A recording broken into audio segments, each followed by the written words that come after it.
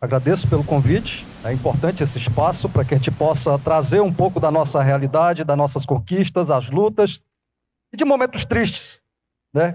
Que é causado por esse comportamento dos povos indígenas na luta pela sua própria liberdade, existência, resiliência, enfim, essas palavras bonitas, né, que o branco conhece muito bem. Eu trago aqui para esse público, para esse programa, uma história que se chama Unidade. Eu sou da segunda maior terra indígena do Vale do Javari, apareceu. Vou falar um pouco dessa questão, né, da liberdade. Como é que se conquista uma liberdade em uma terra esquecida pelo governo, pelo poder público, pela democracia, pelo comportamento republicano, enfim. Como é que essa terra sobrevive? Com a questão da unidade. O Vale do Javari, por 220 anos, ficou esquecido, protegido pelas lideranças indígenas tradicionais. E a partir de 1975, buscamos a unidade, porque todos os povos indígenas não tinham entendimento do que era a terra, o território, as lutas, o que era necessário para a própria existência. E com isso, a partir de 1975, encabeçado pelo meu tio Daci Marubo, juntamente com meu primo Clóvis Marubo, iniciou-se o movimento indígena do Vale do Javari, através do apoio da Igreja Católica. E a partir de 1989, através de uma grande reunião, houve o consenso e dali foi criado o Conselho Geral da nossa região, a Univaja. O Civaja, perdão, Conselho Indígena do Vale do Javari, e depois a União dos Povos Indígenas do Vale do Javari. E nesses 30 anos, a nossa maior conquista foi a demarcação da nossa terra no ano de 2000. Muito jovem, participei do processo da delimitação, do registro, da homologação, mas isso não bastava, porque o nosso território faz uma fronteira imensa com o Peru, um corredor estratégico para organizações criminosas do Peru, do Brasil e da Colômbia. Como é que você protege uma terra de 8,6 milhões de hectares, que é maior que Portugal, que é maior do que a Finlândia, que é maior do que vários estados brasileiros? Apenas com 2 requisitos. 2. Coragem e valentia. Só não restava isso, porque o poder público nunca enxergou aquela região como território nacional. E por conta desse comportamento do governo, organizações criminosas adentraram, sequestraram, estupraram, mataram lideranças indígenas tradicionais. E a nova geração de lideranças é que tentou frear esse comportamento destas organizações criminosas. E por conta disso, todos, sem exceção, sofrem, até hoje, ameaças de morte. E como é que você vive em um ambiente sendo ameaçado, esquecido pelo poder público, esquecido pelo poder do Estado, no caso do Estado do Amazonas? Como você sobrevive? Se escondendo, como na época dos caucheiros, adentrando muito mais para a terra indígena. E assim surgiu as 65 comunidades indígenas do Vale do Javari. Isso é o suficiente? Não. Não é o suficiente. Por quê? Alguém estava falando por nós e não estava defendendo a nossa gente. O que nós buscamos? As universidades, a formação superior, o conhecimento técnico, o conhecimento científico, para, de fato, defender os nossos interesses. E, a partir desse momento, a organização-mãe cria o departamento jurídico. E foi através dela que muitos avanços ocorreram para os povos indígenas do Vale do Javari. Não se tratava mais agora de uma conversa, de uma denúncia de indígena para o poder público, porque o próprio poder público nos forçou a se organizar, trazendo provas concretas para que nós pudéssemos, de fato, abrir a mente dessa gente, seja ela do poder executivo, seja ela do poder judiciário, seja ela do poder legislativo. E com a nossa gente equipada, com conhecimento, formados na educação, na saúde, no departamento jurídico, com professores licenciados, é que nós começamos a pensar em fazer uma mudança mais plena dentro da terra indígena do Vale do Javari. Mas isso nos custou caro. Isso é um exemplo que não acontece apenas no Brasil, como está mostrando aqui nesse essa pequena apresentação. Isso é um comportamento nacional.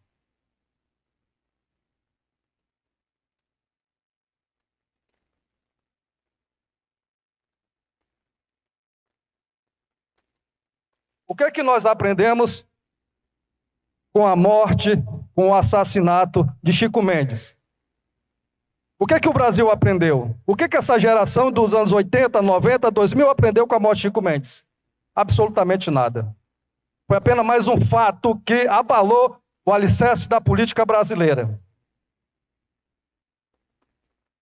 E nada foi feito. Nada foi feito.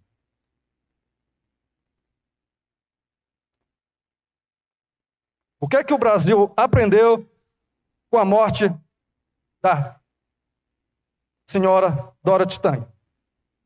O que é que foi feito pós-morte? Absolutamente nada. Continuamos permitindo a matança de ambientalistas no Brasil. Isso não é levado dentro das universidades, dentro de seminários, seja ela na formação, absolutamente nada. Simplesmente são acontecimentos paliativos pontuais que mudam naquele momento o pensamento sobre o meio ambiente, mas não se dá absolutamente um passo concreto para proteger estes profissionais. No terceiro momento, nós temos a morte do agente público Maxwell no Vale do Javari. Foi morto em Tabatinga, foi assassinado com 2 tiros na cabeça. Nosso companheiro de luta morreu. E até hoje não sabemos quem causou a morte, quem mandou e como é que esse crime será desvendado. E o caso mais recente do nosso companheiro, amigo, irmão, Bruno, juntamente com seu companheiro, Dominique. O mundo descobriu a Amazônia através dessas mortes. Os problemas através destas mortes. Em Atalaia do Norte, um município pequeno, havia mais de 250 imprensas ali presentes fazendo a cobertura desse assassinato monstruoso. E foi a partir desse momento que mudanças ocorreram. E aí o Estado começou a se fazer presente. Hoje, após 1 ano da morte de Bruno, do assassinato do nosso companheiro, o que aconteceu no Vale do Javari? Absolutamente nada. Está a mesma coisa. Por quê? A exemplo de Chico Mendes, da senhora Dorothy, de Maxwell, nada foi feito. Isso é uma evidência como é tratado as nossas lideranças, os nossos ambientalistas, os nossos agentes públicos perante um tema muito delicado, que é a questão da terra, da territorialidade, do meio ambiente. Os assassinos estão presos, mas o mandante está solto. Outros exemplos eu trago aqui nessa apresentação. Parente Cangangue morrendo, assassinado. Mas os parentes do Maranhão sendo assassinados, e ninguém toca mais nesse assunto.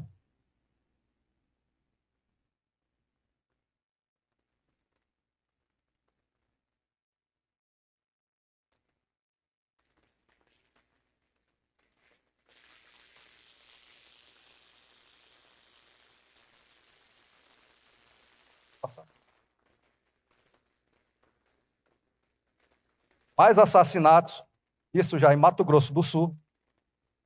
Pode passar, por favor.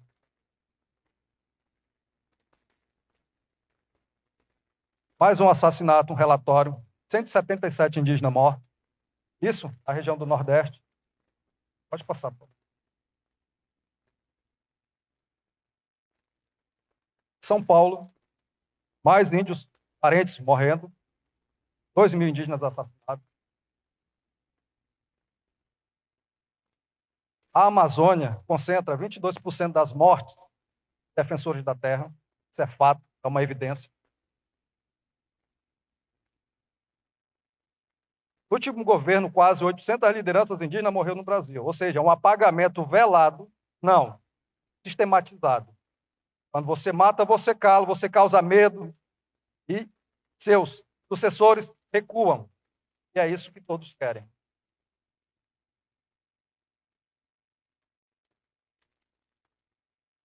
Aqui é um exemplo de uma terra antes protegida e agora com a presença dos garimpeiros. Vou passar o vídeo rapidinho. São duas terras indígenas, terra indígena Yanomami. O antes e o depois da presença dos garimpeiros. Tem mais um outro pedaço. Ó, protegido com a presença de garimpeiros.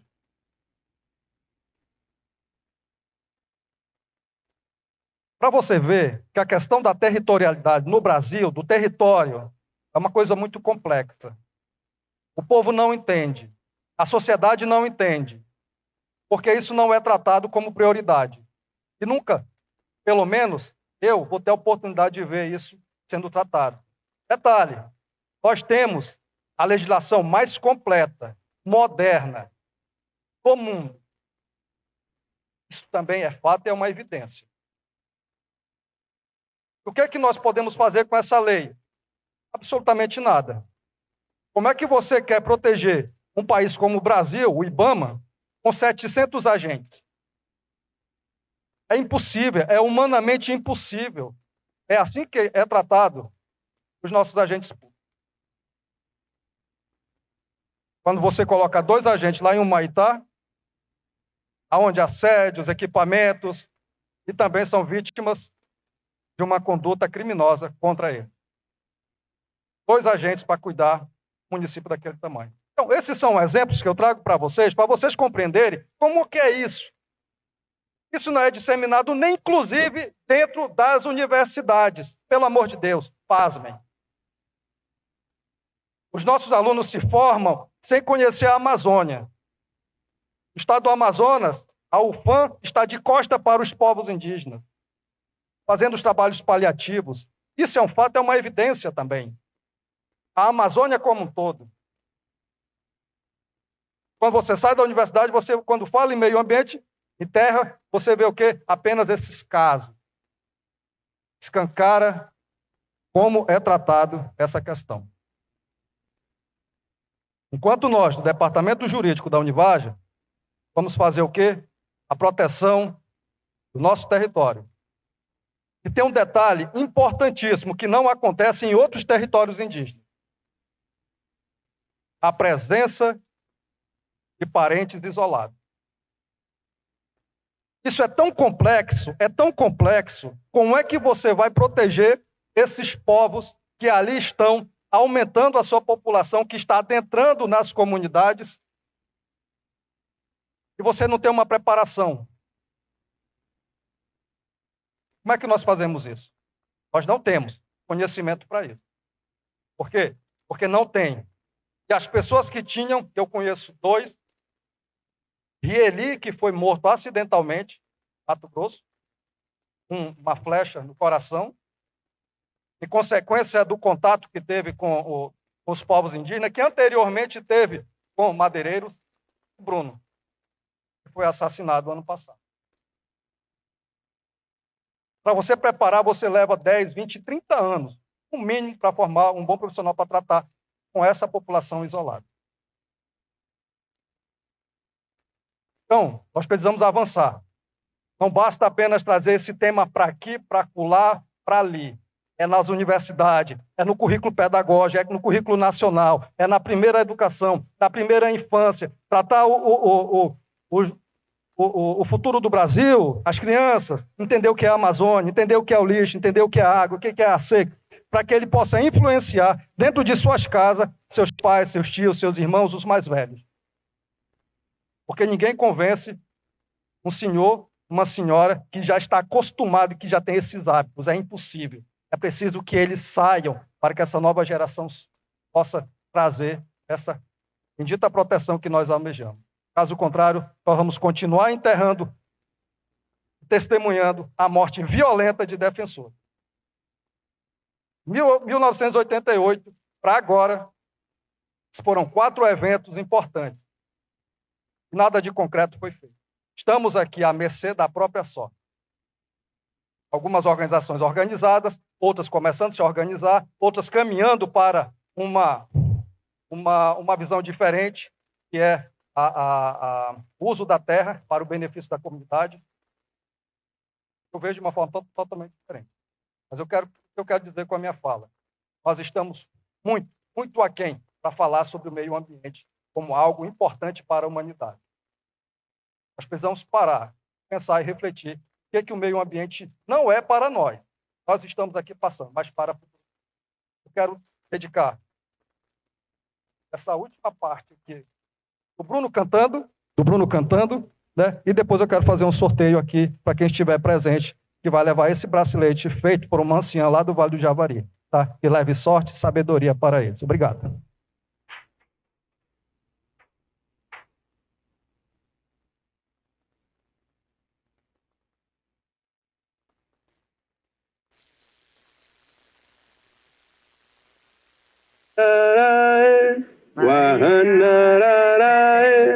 Marina Wakenade, Marina Wakenade,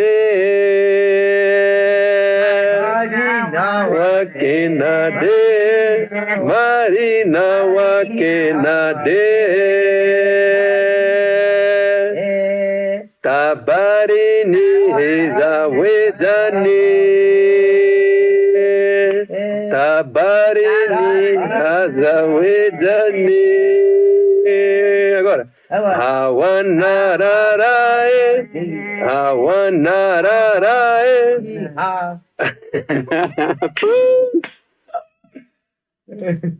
Ana Maria.